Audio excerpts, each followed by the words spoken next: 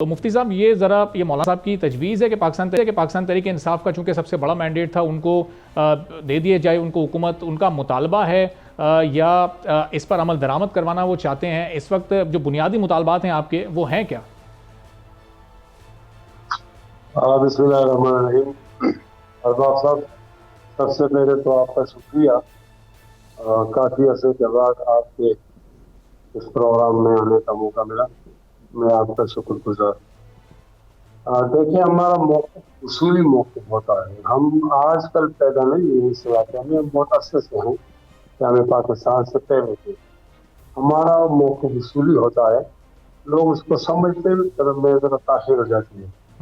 ہمارا یہ موقف ہے کہ تنظیم ہو اور عوام کو حق ہے کہ وہ اپنا حکمران چنے، آپ ان کو حکمران چننے کا موقع دو۔ تو یہ ہمارا موقف 1970 میں بھی تھا کہ جب ہم کہہ رہے تھے کہ مجیب الرحمان کو حکومت دو۔ اب کردار تو بدلتے رہتے ہیں لیکن ہمارا موقف تو نہیں بدلا۔ اس وقت متاثرہ فریق تھی وہ مجیب الرحمان، ہم اس کے حق میں بولتے تھے۔ پھر جب 2018 کا الیکشن ہوا تو ہمارا یہ خیال تھا کہ اس وقت متاثرہ فریق مسلم لیگ نون تھی، تو ہم اس کے حق میں بولتے رہتے بھائی ان لوگوں کی اکثریت ہے، آپ نے نتیجہ تبدیل کیا، غلط کیا۔ اور آج ہماری رائے یہ ہے کہ اکثریت کی حامل جماعت جو ہے وہ پی ٹی آئی ہے، لوگوں نے پی ٹی آئی کے ووٹ دیے ہیں، ان کو حکومت دو، حکومت کا موقع دو۔ وہ انڈیا سے نہیں آئے، اگر بعض لوگوں پر کیسز ہیں ان کو مستثنیٰ کر دو اور باقی لوگوں کو حکومت دے دو، ان کا حق ہے۔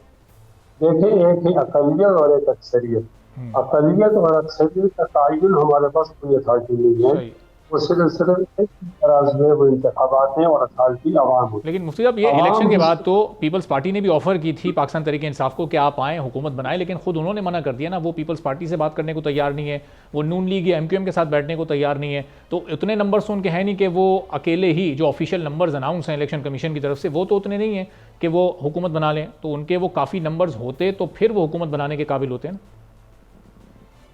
اور آپ دیکھو، میں پی ٹی آئی کا جواب تو نہیں دے سکتا، میں آپ کو اصولی موقف بتاتا ہوں، نہ آپ پیپلز پارٹی کے نمائندے ہیں نہ میں پی ٹی آئی کا۔ میری رائے کے مطابق ان کو تو 170 سیٹیں ملنی چاہیے تھی اگر نتائج تسلیم کرنے والے غلطی نہ کرتے، تو 170 میں وہ کیا ضرورت ہے کہ وہ پیپلز پارٹی کے ساتھ جائیں؟ غلط تھا، غلط ہے۔ دیکھو، پی ٹی آئی کا 2018 کا موقف اور تھا اور آج اور ہے، مسلم لیگ نون اور پیپلز پارٹی کا 2018 کا موقف اور تھا اور آج اور ہے۔ صرف جے یو آئی کے موقف میں یکسانیت نظر آتی تھی، اس وقت بھی ہم تانوی کے خلاف تھے اور آج بھی تانوی کے خلاف ہیں۔ سبسکرائب کریں اور بیل دبائیں تاکہ کوئی خبر رہ نہ جائے۔